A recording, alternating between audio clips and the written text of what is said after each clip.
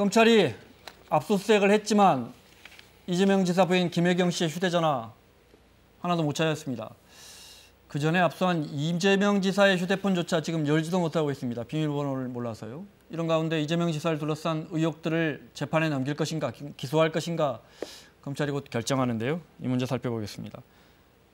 어제 집과 이 지사 집무실까지 부인 김혜경 씨의 휴대폰을 찾는데 저기 지사의 집무실까지 압수수색을 했어요. 네, 저는 굉장히 지금 그 부분이 좀 이례적이라고 볼 수밖에 없습니다. 지금 물론 뭐 일상적으로 봤을 때는 부부라고 하지만 엄격하게 법적으로 분리가 돼 있고 더기 혐의를 받고 있는 건 부인이 김혜경 씨인데 왜 그 문제의 글을 작성한 걸로 알려진 휴대전화를 찾기 위해서 지사의 현역 집무실까지 뒤져야 했느냐. 그리고 그렇게 뒤질 수 있었던 근거가 됐던 압수영장이 수색영장이 청구가 되고 발부가 됐단 말이에요. 어떤 새로운 일이 있었길래 이런 것이 뭔가 나오냐. 근거가 있으니까 발부된 뭔가 거죠? 근거가 있으니까 발부가 되는데 한간에 나오는 이야기가 들으셨어요? 하나 정도가 있는 게 뭐냐면 최근에 과거에 김혜경 씨가 사용했지만 지금은 사용하지 않은 걸로 알려진 안드로이드 폰 하나가 갑작스럽게 최근에 사용이 되는 흔적을 발견했던 겁니다. 근데 그게 어디선가 이 주변에서 켰다는 거죠. 켰다는 거죠. 그랬기 때문에 이걸 가지고 영장을 발부받은 게 아니냐. 이것도 근데 언론에 알려진 사실이지 확인된 건 아닙니다. 이재명 지사 측은 그 휴대전화 안드로이드 폰 쓰다가 또 아이폰 쓰다가 또 다른 아이폰으로 바꿨대.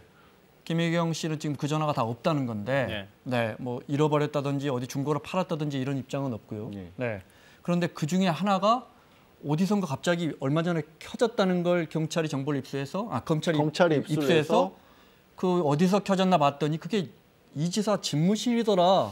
그래서 집무실을 뒤졌다는 말이 있는데 확인된 건 아니다. 확인된 건 아니라 언론에서 보도가 그렇게 나왔습니다. 아, 그래요? 그랬으니까 영장이 나왔다는 거죠. 근데 좀 이상한 거는 번호는 다 갖고 있다는 거잖아요.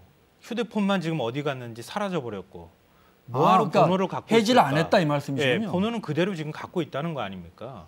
그러니까 검찰 입장에서 좀 더 의심할 수 있는 그런 정황이 될 수 있다는 거죠. 네, 알겠습니다. 어제 그러면서 YTN이 이런 사진을 찍었어요. 이 지사의 휴대전화가 마침 YTN 카메라에 잡혔는데 김혜경 씨를 이렇게 저장했더군요. 보통 다 이렇게 저장하시잖아요. 뭐 비슷하게 문제 넘어가겠습니다. 근데 이건 굉장히 좀 흥미로운 부분인데요. 저기 일부러 노출했느냐 아니면은 의도치 않게 노출이 됐느냐. 이건 뭐 확실하게 우리가 뭐 장담하기는 어렵지만 국회 본회의에서 국회의원이 휴대폰을 이렇게 꺼낼 때 사진이 종종 찍히는 경우가 있잖아요. 이재명 지사 입장에서 만약에 의도적으로 노출했다 그러면 지난번에 이제 경찰이 사건을 검찰로 송치할 때 그때 집에 기자들이 진치고 있을 때 재활용 그 수거 박스 그걸 들고 내려왔잖아요. 아침에 출근할 때요. 나는 이런 사람이다라고 하는 걸 얘기했었는데 이번에도 김혜경 씨와 관련된 의혹이 나오는 상황에서 난 이런 사람이야라고 다시 한번 얘기하려고 했던 거 아닌가 아무래도 생각이 또 듭니다. 여기 이 사건과 별개로 또 김부선 씨 스캔들도 있고 그러니까요. 사실 여부를 떠나서요.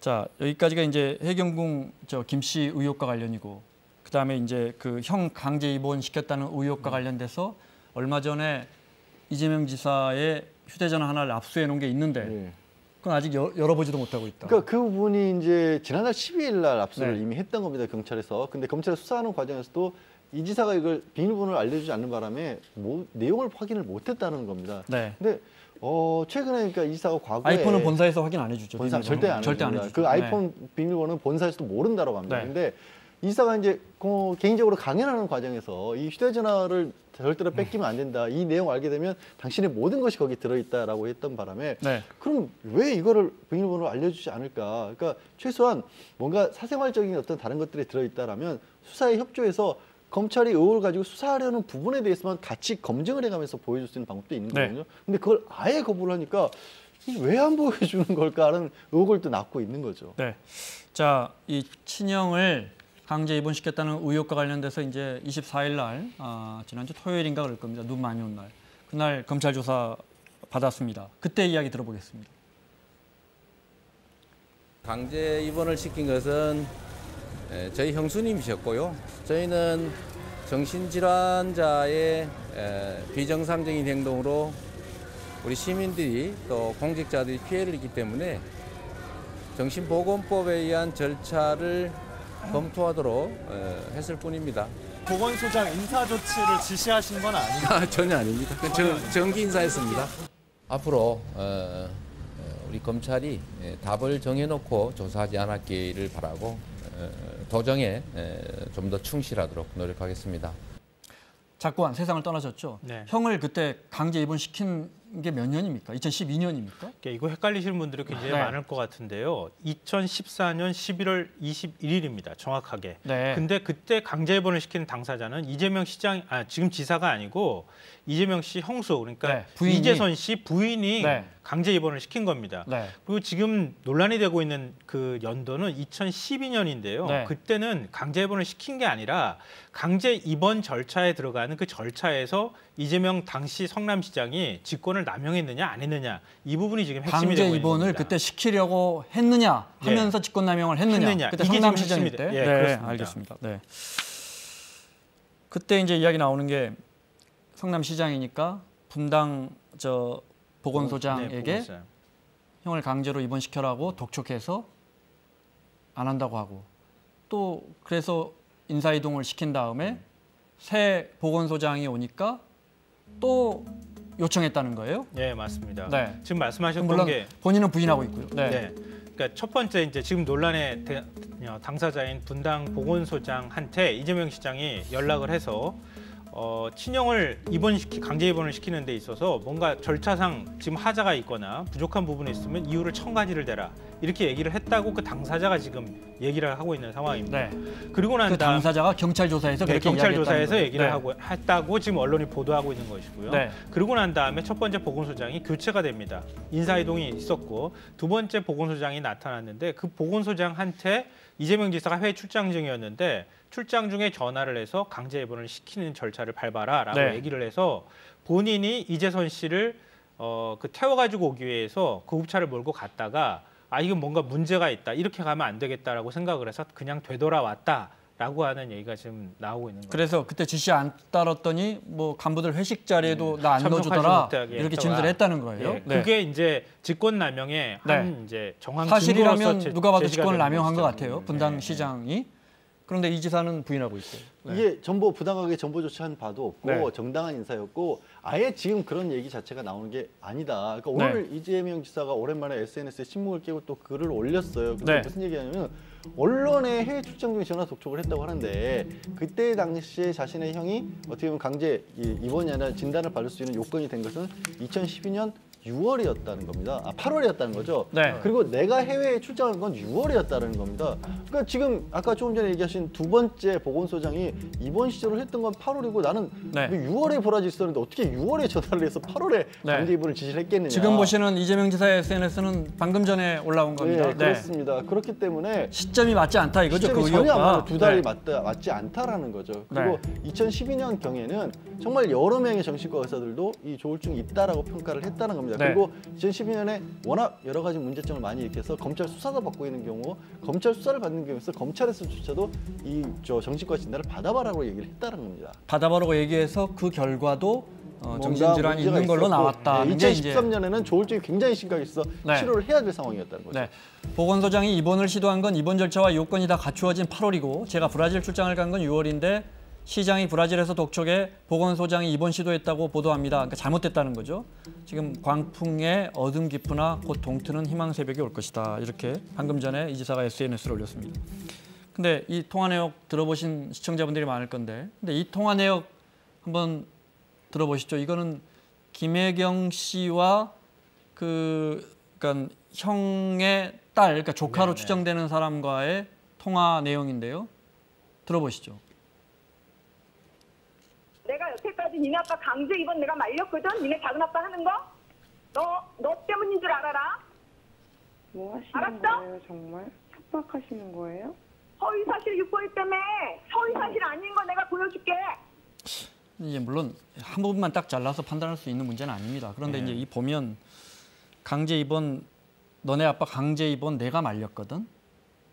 그러니까 마치 이재명 시장이 강제 입원시키려고 했던 것처럼 들리기도 합니다. 이 녹취를 들어보면. 그러니까 이재선 씨 그 부인 이재명 네. 시장의 형수되는 분이 여러 차례 지금 언론에 나와서 이걸 얘기도 했었고요. 선거 네. 기간 동안에도 몇 차례 이 얘기가 나왔었던 거거든요. 네. 일종의 이제 이재명 지사가 형을 강제 입원시켰던 하나의 증거로서 지금 제시가 되고 있는 겁니다.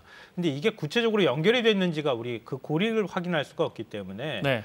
지금 이제 뭐 경찰이나 검찰 입장에서 하나하나씩 일지를 만들어 가지고 비교하는 작업을 할 거거든요. 네. 그 비교를 해보면 직권남용이 있었는지 당시에 정신건강보건법이라고 해야 되나요? 그 네. 법안에 대면 조사가 꼭 필요했는데 대면 조사가 있었는지 없었는지를 확인하는 작업이 아마 있을 것 네. 같습니다. 알겠습니다. 시간이 별로 없어서요. 이런 가운데 이재명 지사의 둘째 형, 지금 이재선 씨, 돌아가신 이재선 씨는 셋째 형이죠. 둘째 형이 그 강제 입원시킨 거, 그때 입원시킨 건 내가 했어라고 주장을 하고 나섰어요.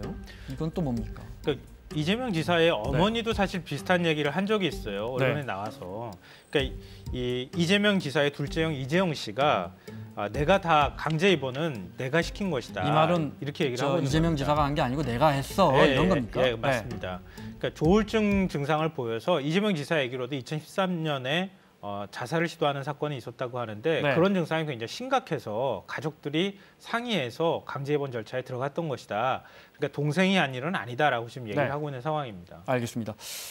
정리를 해야겠는데 혐의가 크게 이제 우리가 알고 있는 혐의 여러 개 있는데 6개 정도 바뀌었죠. 우리가 알고 있는 게 이제 김부선 씨와의 스캔들 관련해서 명예훼손하고 공직선거법 위반, 허위사실 공표. 네. 그다음에 여기 정리가 돼 있군요. 신형 강제 입원 지금 이야기한 거. 네. 해경군 김 씨 이건 이제 부인에 대한 혐의입니다.